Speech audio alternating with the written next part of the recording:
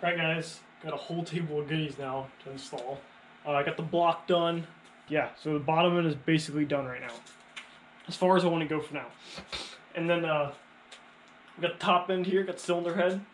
I'll fast forward here, plug in some clips sometime along in here of me doing all the machine work on this. So lapping all the valves, installing the new valve, all that good stuff. So we got valve springs, valves, I got valve stem seals, just cheap ones. We're going to see how they work. I'm not going to use the head bolts. These are actually ARP head bolts I got, head studs. Cam caps, rockers, and the cam shafts are right here. So we're going to be installing these valves first and getting this thing knocked out. Alright guys, time for the cylinder head. Got it pretty cleaned up all the way. Made sure everything's clean. Time for valve stem seals. Already installed 4 of them. I was kind of trying to learn how to do them before I started recording, because of course I was going to screw them up, and I did, kind of. They go on a lot easier than I expected. I thought they'd bottom out. I wasn't really paying attention. I thought they'd bottom out against the retainer, or whatever you're going to call it. The thing on the bottom the spring sits on. No, they do not. So I was doing some research. People said use WD-40, don't use oil, because it won't let them go on all the way sometimes. Soak inside WD-40, push them on. I was using a 12mm. I actually figured out I could do it by hand. So I'll show you guys how I did that here. Like, do this? Oh wow, that's nice. Make sure it's nice and straight. Click. Boom. You guys hear it click? There we go. Yeah. There's something white on this.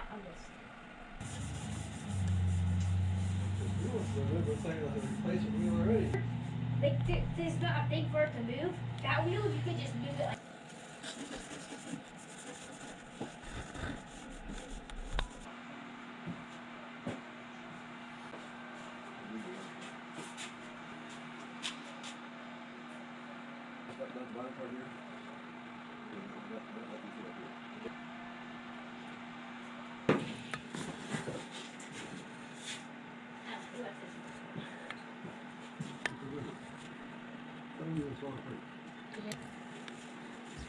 Alright guys, all exhaust valves are sealed and lubed up.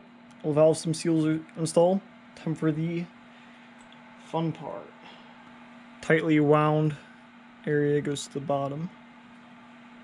And we got both springs here too.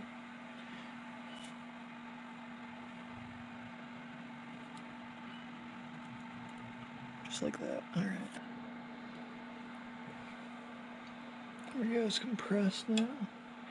Stick the keepers in there and we're good. Make sure you don't lose these little guys.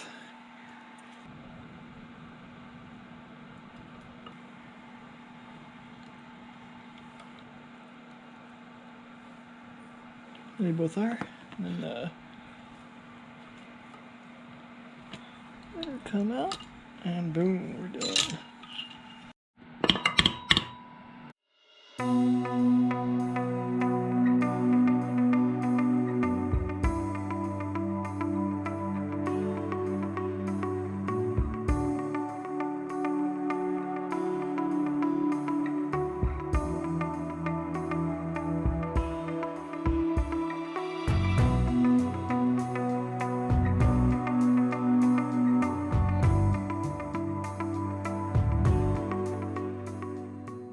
Right guys, finally, like an hour and a half later, probably, maybe about an hour later, we're all done. That was pain and suffering, but got it done. Yeah, that was really nice. I need to, next time I do this on a different engine or another Honda, I need to invest in a better tool. Now I guess we're on to installing the camshafts and all that crazy stuff, so that's super exciting. Yeah, can't wait. This thing's gonna be done pretty quick. Let's get to it.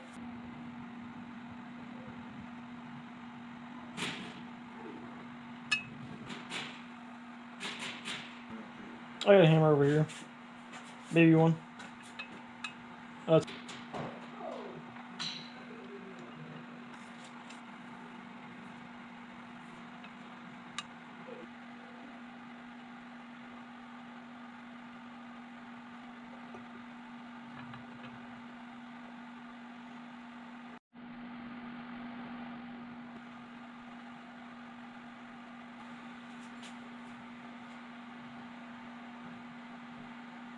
just make sure it's not overflowing or anything. Change like a different thing or something, Grandpa? Is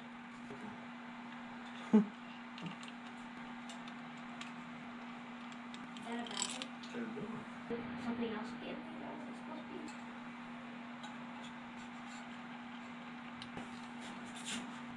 It's like air conditioning right here. God, I had to bounce on it, guys, basically. All my force and I got it. Crazy. Yeesh. Got it. Don't want to lose the key, guys. Make sure you guys keep that. Alright, guys, I just read the service manual. They said to put a few, what do you want to call it? Liquid gasket here. And it's oil leaks, so we're going to put these on there. Put the oil seals on, and then torque the bad boy up. Get this thing going.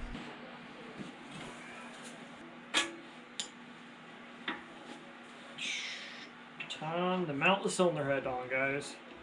Alright, guys, time for the ARP head studs. I'm just going to put them in dry, see how they sit, and I might torque them to like 5 foot-pounds or something really little.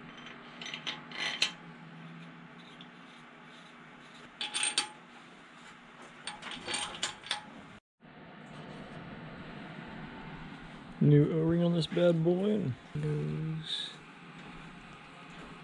Think like that, let me make sure. Alright, guys, just sprayed the head gasket down with the copper stuff, so we just know for sure it'll seal good. It's a pretty cheap head gasket, so just be on the safe side. Pop this thing on there right now, and we're going to pop the cylinder head on.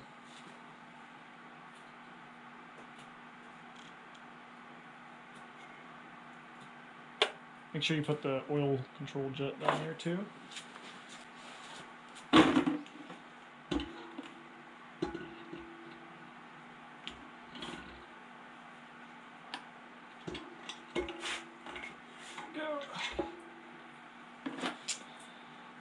Haha. Pins lined up. There she is. Haha. Alright, guys, time to torque her down. One your time.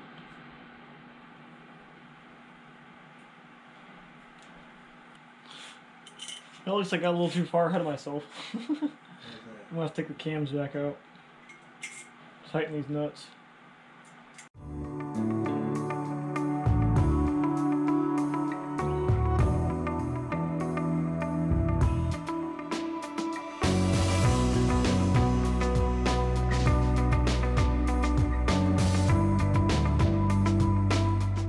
Alright, guys, the head's torqued down. It's kind of nerve-wracking.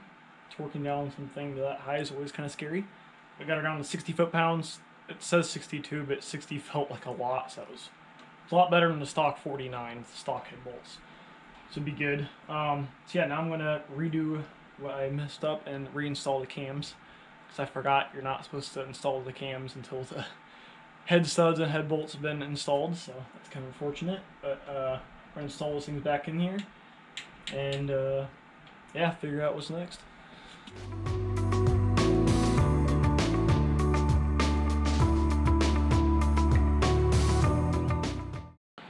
Alright, guys, intake manifold time. This is really dirty and greasy, which I forgot about, so I'm going to clean it. Yeah, we got the upper section, the lower section, with the fuel rail here, the EGR, which I'm probably going to delete all that stuff. So we don't really need that where we're going.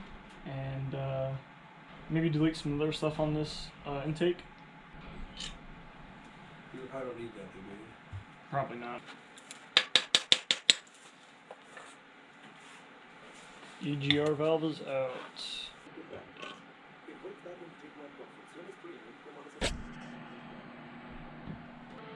Alright, before we strip it, let's try vice grips. Oh. I think I got it already. Oh, no, got it. Haha.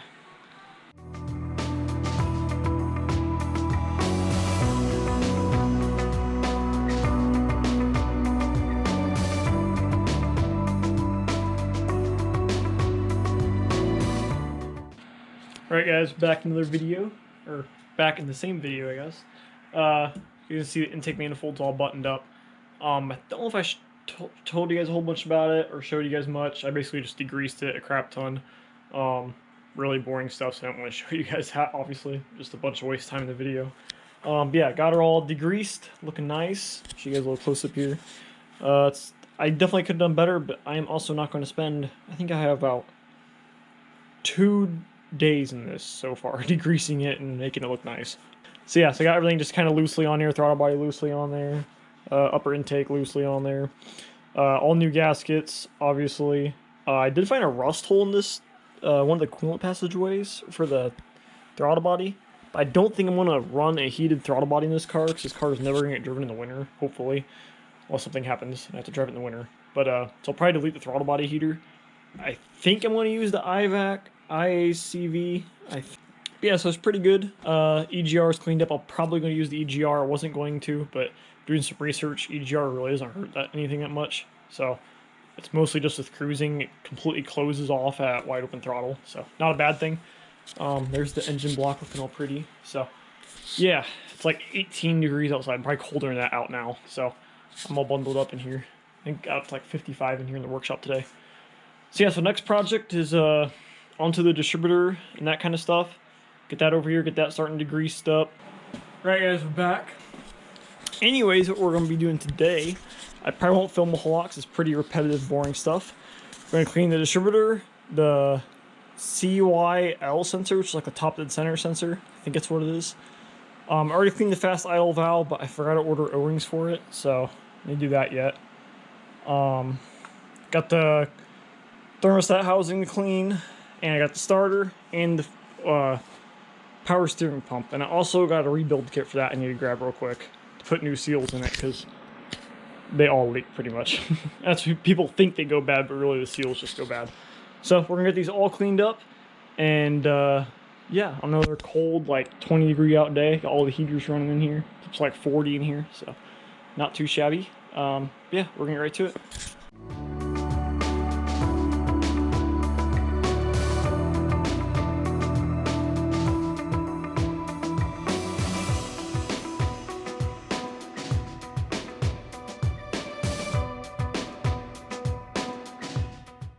Alright guys, this is not how you should put gasket maker or TV on the oil pan. Do not do this. I already scraped all this crap off. And they got it in the oil pan, gooped up. I mean, they get a string just hanging in the oil pan, which is really bad. Like, what if that went in your oil pump or in your main bearings or something, or rod bearings? So don't do that, please guys. Be smart. Use new gaskets. Use a very slim amount of gasket material if you have to. Use like the shellac stuff or whatever. But don't go crazy like this guy did. So I'm going to scrape it all off like I've been doing.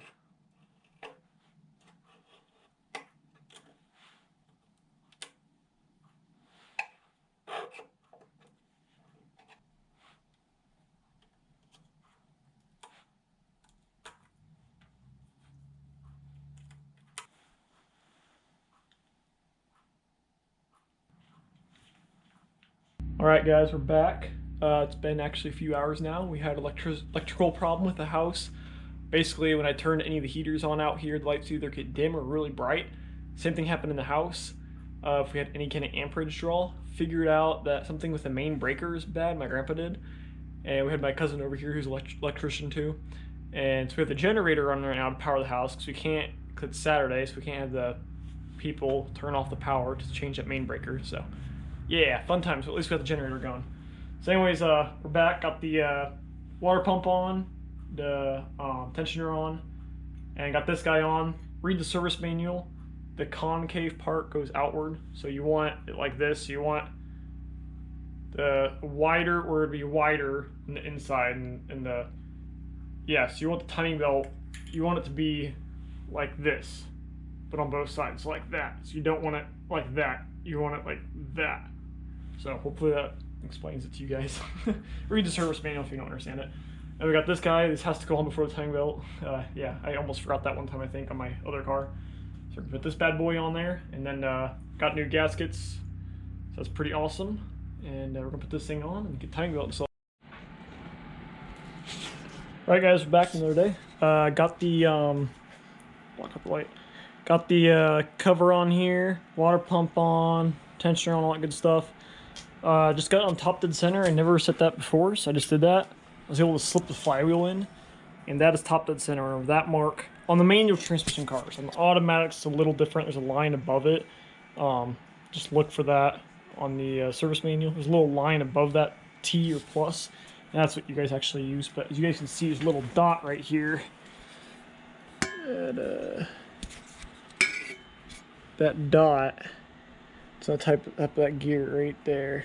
That also lines up. So we are good there. So we're gonna get this line the cams up and try to get this timing belt on. It's gonna be fun.